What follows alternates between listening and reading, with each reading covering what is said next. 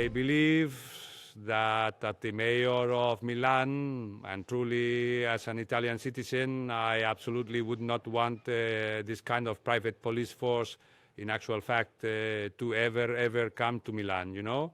It's a police force that operates in complete illegality, aside from the fact that they kill, you know?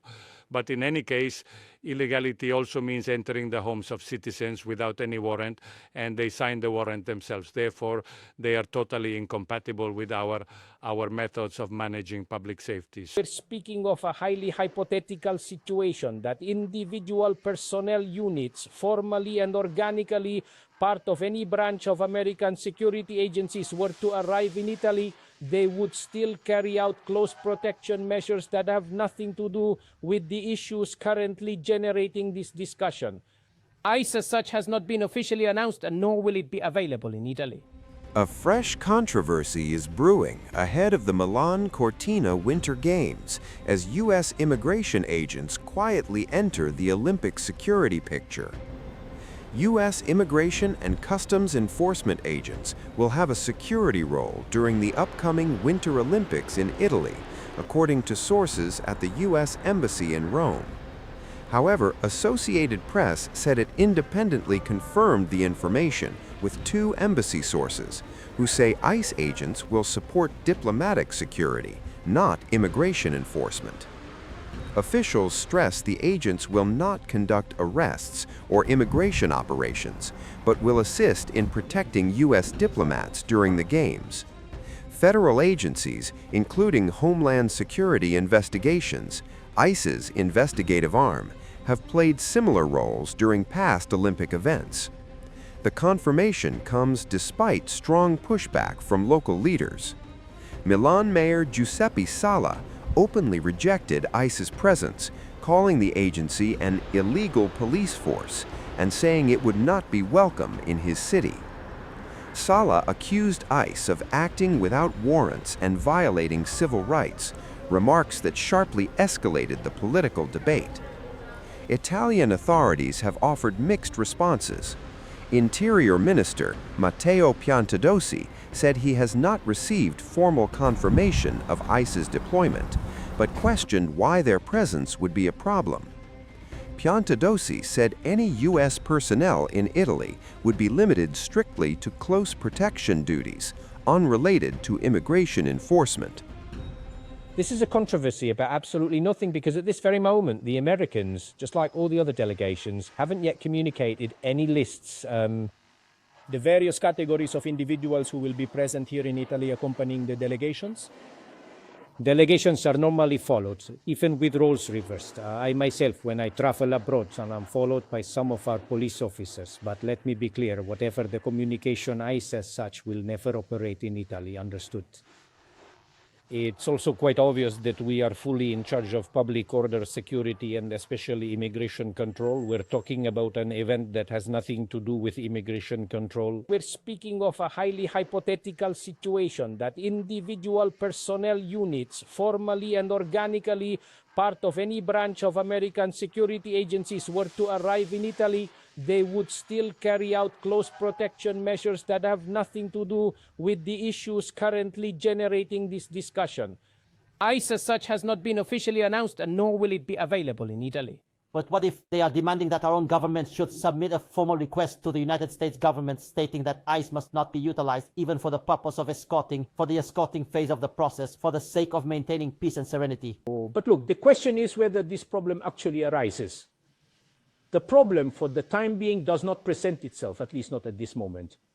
Therefore, should this opportunity ever materialize, the appropriate assessments will be made. I believe that the mayor of Milan, and truly as an Italian citizen, I absolutely would not want this kind of private police force, in actual fact, to ever come to Milan, you know?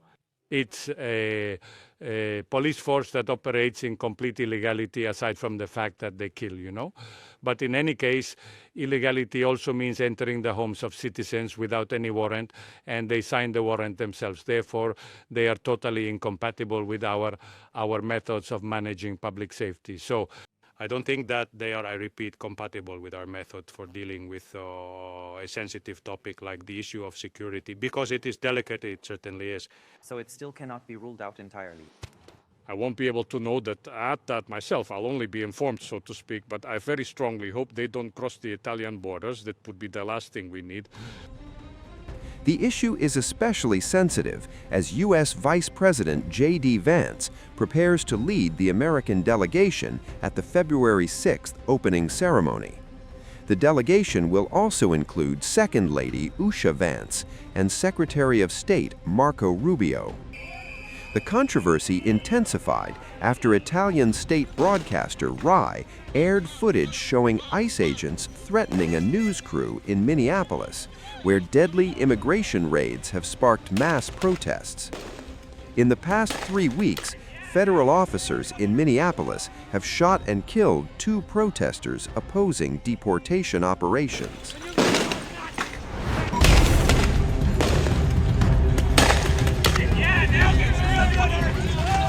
Tensions in Minnesota are escalating as President Donald Trump is sending a top ICE official to manage operations amid violent protests.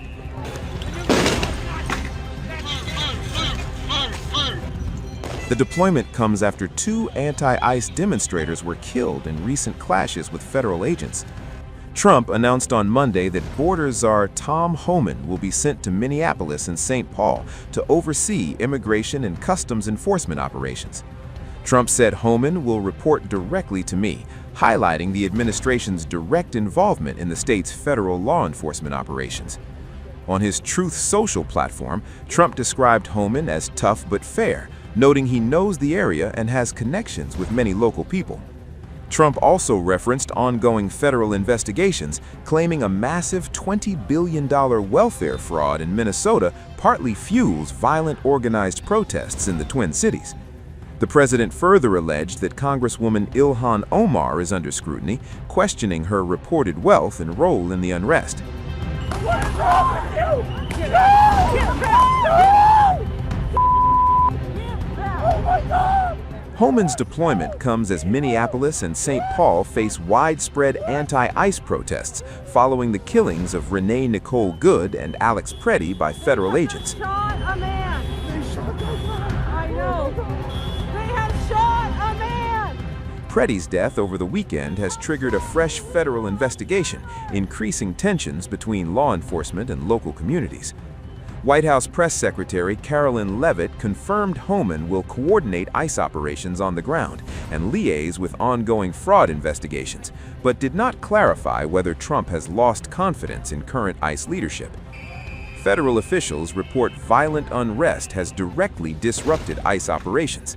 Last week, one targeted arrest was abandoned after protesters assaulted agents, leaving an officer permanently maimed.